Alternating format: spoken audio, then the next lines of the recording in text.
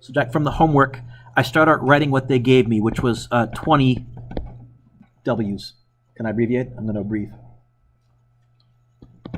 I want W's to cancel, so I know it goes on the bottom in the next fraction.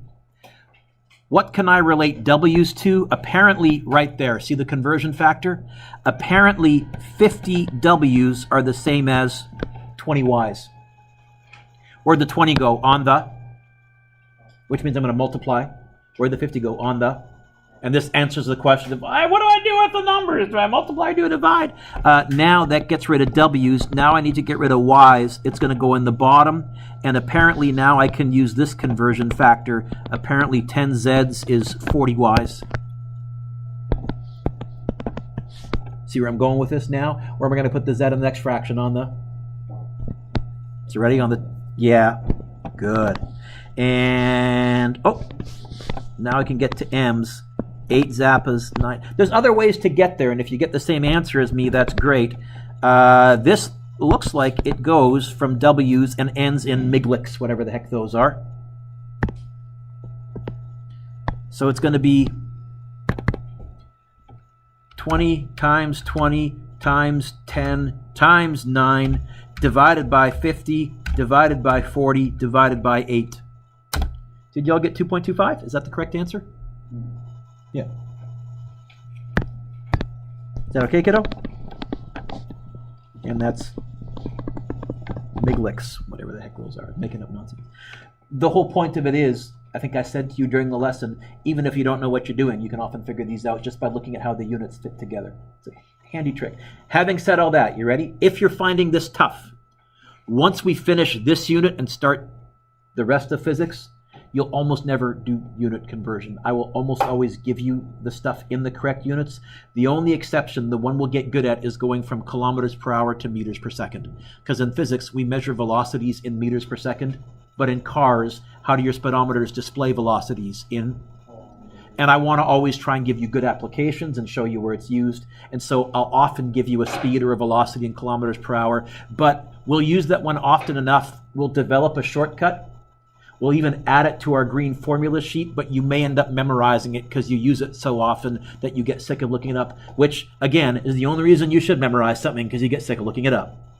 Did I hand up? Yeah. When we learn about aerodynamics, I will touch on air resistance. Air resistance is incredibly difficult, the mathematics of it. To do it right, you really need calculus. The reason air resistance is so tough, have you ever stuck your hand out of the window of a moving car? I encourage you to do it if you're not driving and if you're on the passenger side and there's no vehicles next to you. Like, in other words, do it safely. But if you've done that, you may have noticed that when you hold your hand this way, there's a bigger air resistance when you hold it this way. So the air resistance is a changing force that depends on cross-sectional area. And you also may have noticed the faster you go, the more the air resistance pushing back on your hand. So it's also a force that depends on velocity. It depends on two changing quantities. We really need calculus to analyze it. Every once in a while, we'll be able to calculate it this year at a specific point by kind of doing it in a roundabout way and being clever. But if you're asking me, will I say to you, here is the air resistance equation, not in the course. I think I show it to you once along the way just to show you how yucky and complicated it is, but it's beyond the math skills that you have as a grade 11 student. And honestly, it's probably beyond the math skills you have as a grade 12 student, unless you're doing calculus. Good question, though. Let's start the next unit. Those of you that are nerdily observant, Fritz, might notice that this says Unit 3 and we finished Unit 1. I skipped Unit 2. When we brought Flex in, something had to go. And so I skipped some interesting stuff on various graphing functions, and it was cool, but something had to go. In physics, Vanessa, every measured quantity is either a scalar or a vector. And it's very important that you know which is which. This will be one of the things that I will ask you to memorize, although you'll memorize it without trying, just because you'll use the information often enough that it'll become part of you.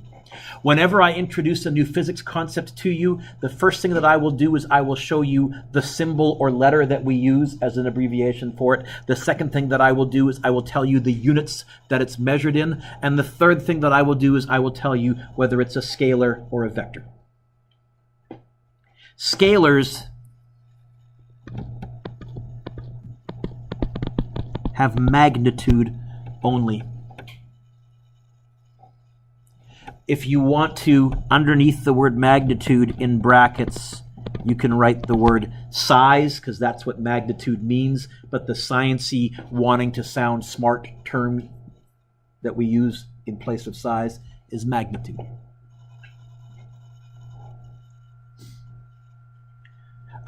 Some examples. Volume is a scalar.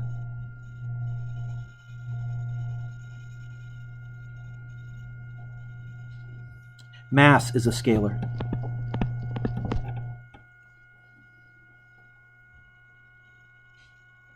Charge is a scalar. Voltage is a scalar. A whole bunch. Don't write all those down. You don't need to memorize them.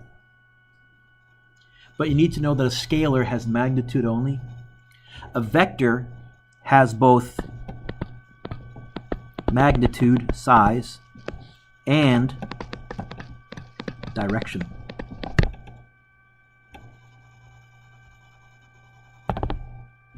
For example, velocity, 80 kilometers per hour due north. What's the magnitude? 80. What's the direction? Due north. That's a vector.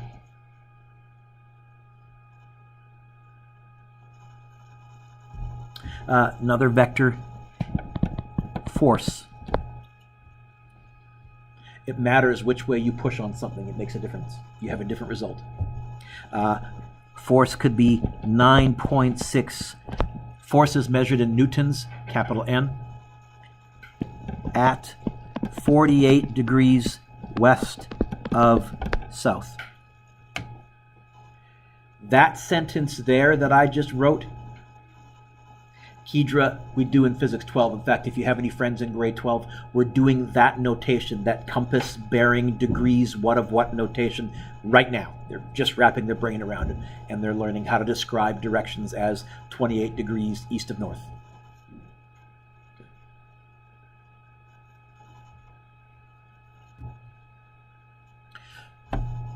We're going to make a small list. You don't need to commit this list to memory. You do need to commit this list to memory, but you will as the year progresses, Vanessa. You don't need to make flashcards with this list or anything. Time is a scalar. It has no direction. I was watching Star Trek one time and they went backwards in time. Time is a scalar. It has no direction. We're not doing Star Trek physics. Or maybe a time only has one direction in that it just seems to move forwards. If you want to win a Nobel Prize in physics, if you can show or figure out why time only seems to move forwards, there is a Nobel Prize for you. Our equations for the universe, there is no reason why time couldn't run backwards. There is no reason why when you crack an egg over a frying pan and the egg hits the ground, there's nothing in our equations that prevents it from spontaneously coming back into the eggshell and having the eggshell reseal, except we know it doesn't. We don't know why. Nobel Prize, if you can figure that one out. It's one of the fundamental questions we're trying to figure out. Why does time go the way it does? Acceleration is a vector. You get a different result if you accelerate forwards or backwards. And even the way I described that, forwards and backwards, did you hear the direction? Mass is a scalar. Force is a vector. I already said those two. The next two are closely linked to each other. Speed and velocity. Speed is a scalar. velocity is a vector. I'm going to give you an example of these ones. Here's a speed, 75 kilometers per hour. Here's the velocity, 75 kilometers per hour due south. You know, it'd be really cool. It'd be cool if there was a dumb, easy way that I could remember that speed was a scalar and that velocity was a vector. If I was a good teacher, I'd probably have a good way for you to remember that speed is a scalar and velocity is a vector. I got nothing. I suck as a teacher. You're on your own. Sorry. You'll have to figure out something on your own. Can't help you there. This next one is unfortunately tricky.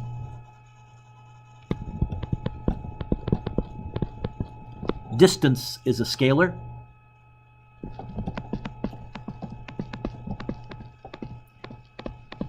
Displacement is a vector. These are the two that kids get mixed up the most because what letter does each of them begin with, Matt? What's the second letter in each of them, Matt? What's the third letter in each of them, Matt? And only then does it change. And so all I can say is these two you will need to memorize to keep them straight. But again, I think it'll happen naturally as we do the homework. If by the time we get to the test on this stuff, which is not, you're not going to see any of this on Thursday. This is not what I'm assessing you a week from today. If we get towards that test and you're still not sure, you'll have to like write it out 20 times on flashcards or whatever. We use symbols in physics. We have shorthand. If I had a fancy schmancy typewriter and a quantity is a vector, I bold font it. Don't write this down. So for example, if I was doing velocity, it would look like that if I bold fonted it, but that's stupid to do in handwriting. Color, color, color, color, color, color, color. So we have another notation. That's a scalar. We put an arrow over it to show that it's a vector, except we've gotten even lazier than that. Over the years, it's become just a half arrow. That little half arrow, that tells you this is a vector.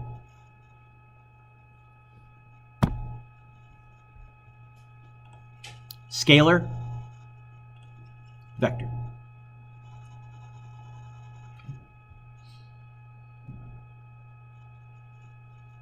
Let's talk about distance versus displacement.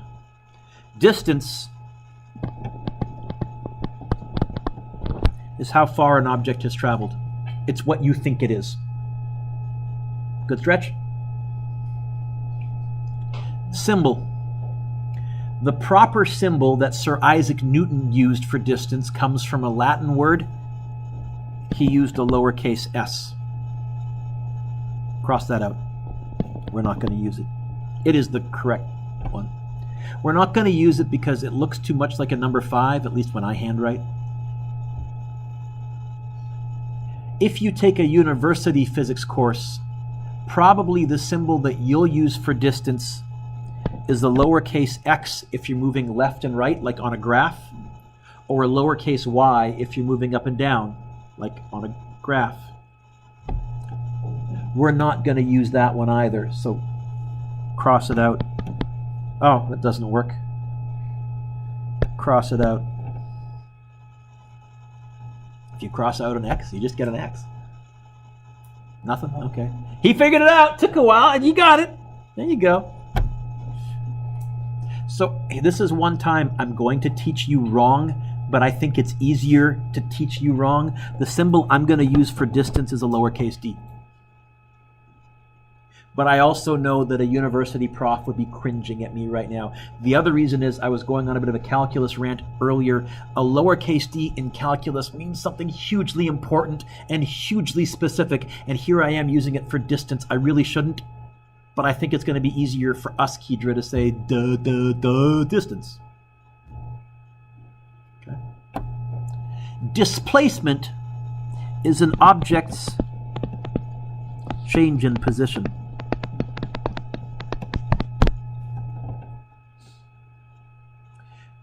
The symbol, we should use an S with a vector sign over it, cross that out. We should use an X with a vector sign over it, cross that out. We are going to use a D with a vector sign over it, displacement. And then put your pencils down for a second.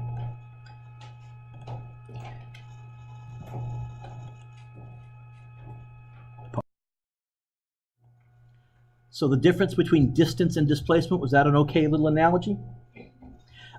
It helps then if we can, especially for displacement, since displacement is talking about your change in position, we should be able to describe an object's position. I'd like to be able to describe where an object is without writing an essay. So, to describe location, imagine a meter stick or a number line or a piece of graph paper is placed next to the object. Objects to the right of the zero, we call those positive positions. Objects to the left, we call those negative positions, just like on a piece of graph paper. So, example 1, here's a little bug. A bug walks along a number line. It starts at A, it walks to B, and then turns around and walks to C. Let's see if you're better than my early morning class. My early morning class was god-awful at this. Let's dulp. What does dulp mean? We're going to draw a little picture. Put a little dot at A and draw an arrow pointing to B. There's the first path. Then what does the bug do? Turns around and walks to? I'll show it that it turns around and happen later. I'll draw another arrow just a little bit above. Yoink, and stop there. We use arrows to indicate direction. The tip of the arrow happened later than the starting point of the arrow. What distance did the bug walk? By the way, my symbol for distance is going to be a lowercase d. Then we're going to have what displacement did the bug walk? That's part B. That's going to be a lowercase d with a vector symbol. What distance did the bug walk?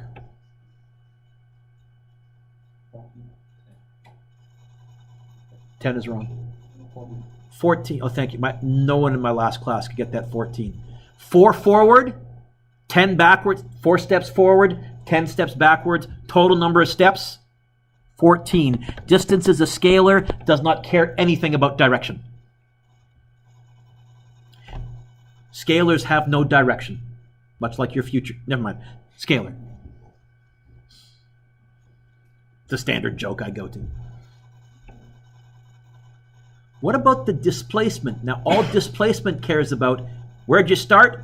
Where'd you end up? What's the bug's displacement or change in position? Matt? -6.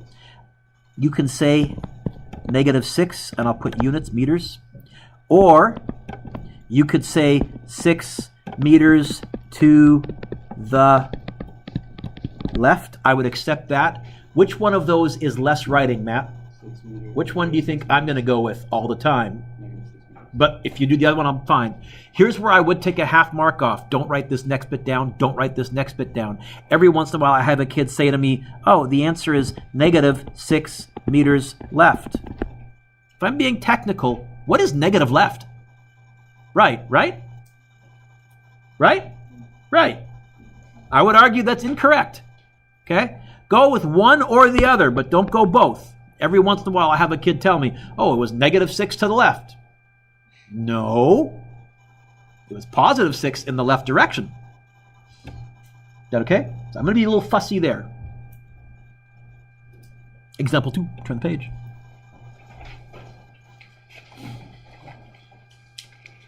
We're nearly done. Just doing some basic terminology. I'm going to get halfway through and we'll pick this up next class. Suppose you run along 3 different paths from location A to location B. There are the 3 paths.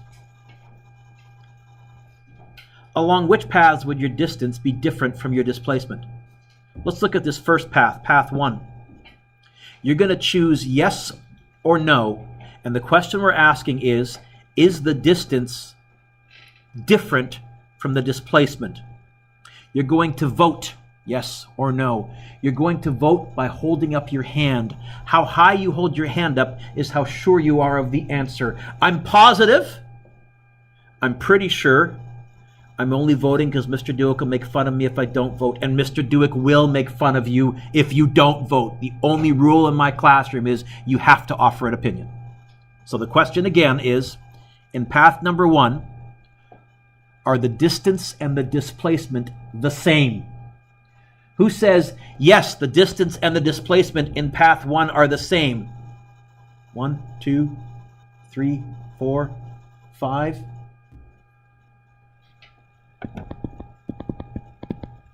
Who says, no, Mr. Dueck, the distance and the displacement are not the same? 1, 2, 3, 4, 5, 6, 7, 8. Did you vote? Okay. We're going to be doing a lot of these informal votes, and we're going to get tougher and tougher as we go.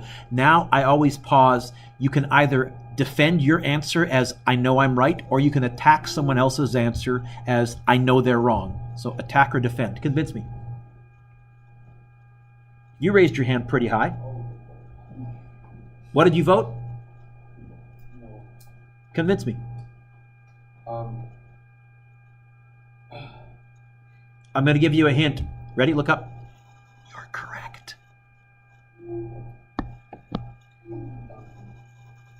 Now, by the way, I'm not quite answering the question as written. The question as written was asking, in which path would your distance be different? So technically, I guess we should say, yes, the distance is different. I need to rephrase this question, but look up. That's your distance, yes? Say yes. Yes. That's your displacement, right?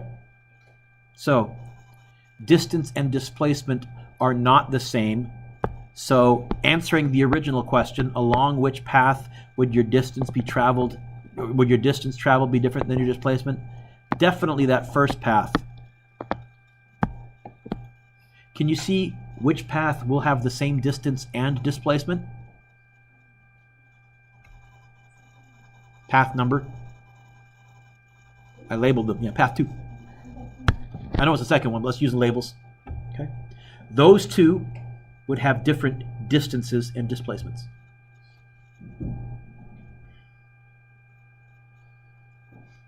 We're almost done here. We can use number lines or imaginary number lines or imaginary graphs to give the positions of the objects, but don't forget units. What's the position of the heart? 4, I would accept. In our notes, let's make a little note that we noticed that it was positive 4 meters. Or, Kedra, you could say 4 meters to the right. Because in math, if you don't put anything, we understand it's positive.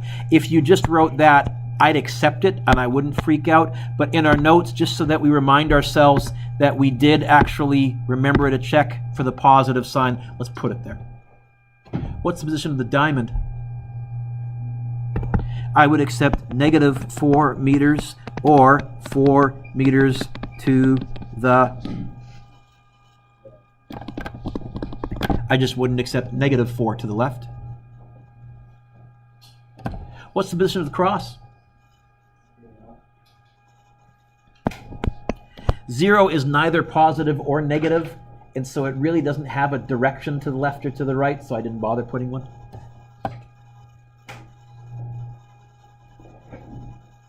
We can use arrows to represent a displacement.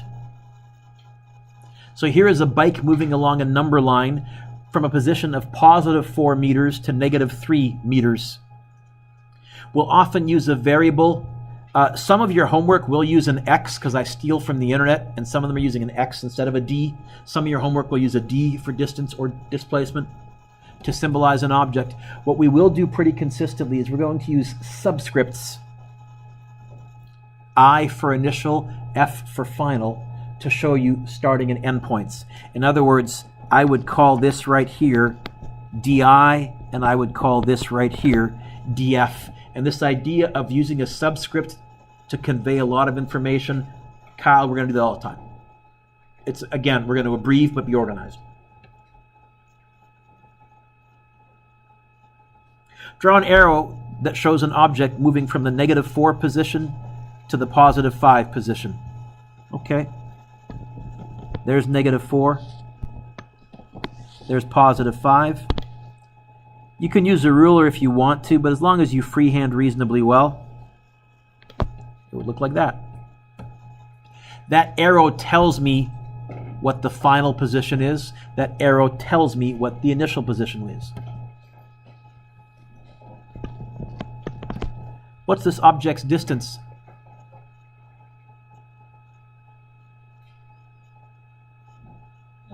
Yep. Units? What's this object's displacement? That's only a magnitude, I need a direction. You can either say positive 9 meters, and again, Kedra, if you left off the positive, I wouldn't freak out.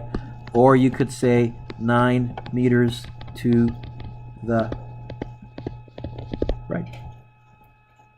Matt, which one am I going to use? The shorter one, almost always. But I think in most of my answer keys you'll see both, because some kids like to write it out. Okay. Draw an arrow showing an object that moves from 7 to 1. Okay. There's 7. There's 1. Yoink.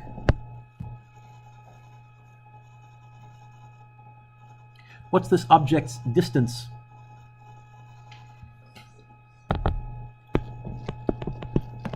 What's this object's displacement? Oh, that's so much writing. Fine. Okay, I'm going to go negative 6 meters, but for you, my friend, 6 meters to the left. Ugh.